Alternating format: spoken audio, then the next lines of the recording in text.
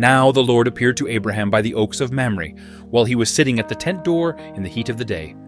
When he raised his eyes and looked, behold, 3 men were standing opposite him. And when he saw them, he ran from the tent door to meet them, and bowed down to the ground and said, My Lord, if now I have found favor in your sight, please do not pass your servant by.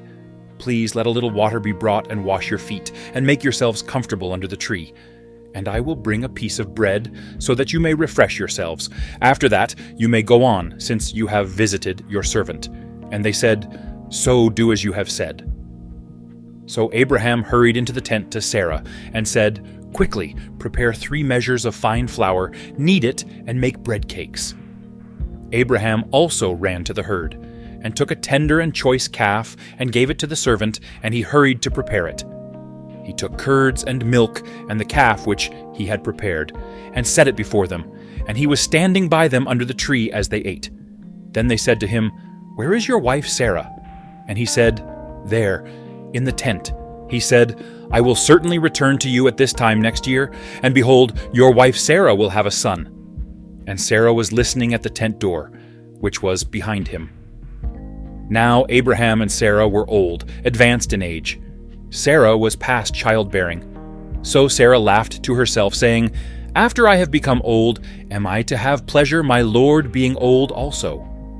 But the Lord said to Abraham, Why did Sarah laugh, saying, Shall I actually give birth to a child when I am so old? Is anything too difficult for the Lord? At the appointed time I will return to you, at this time next year, and Sarah will have a son. Sarah denied it, however, saying, I did not laugh, for she was afraid. And he said, No, but you did laugh. Then the men rose up from there, and looked down towards Sodom, and Abraham was walking with them to send them off. The Lord said, Shall I hide from Abraham what I am about to do, since Abraham will certainly become a great and mighty nation, and in him all the nations of the earth will be blessed? For I have chosen him, so that he may command his children and his household after him to keep the way of the Lord by doing righteousness and justice, so that the Lord may bring upon Abraham what he has spoken about him. And the Lord said, The outcry of Sodom and Gomorrah is indeed great, and their sin is exceedingly grave.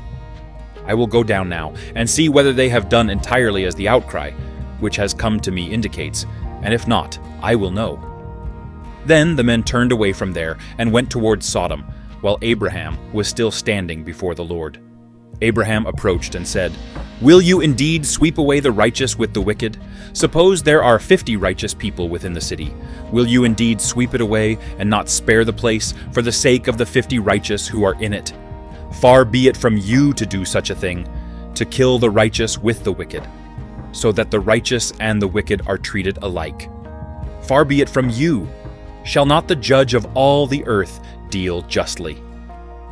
So the Lord said, If I find in Sodom 50 righteous within the city, then I will spare the entire place on their account. And Abraham replied, Now behold, I have ventured to speak to the Lord, although I am only dust and ashes. Suppose the 50 righteous are lacking 5. Will you destroy the entire city because of 5?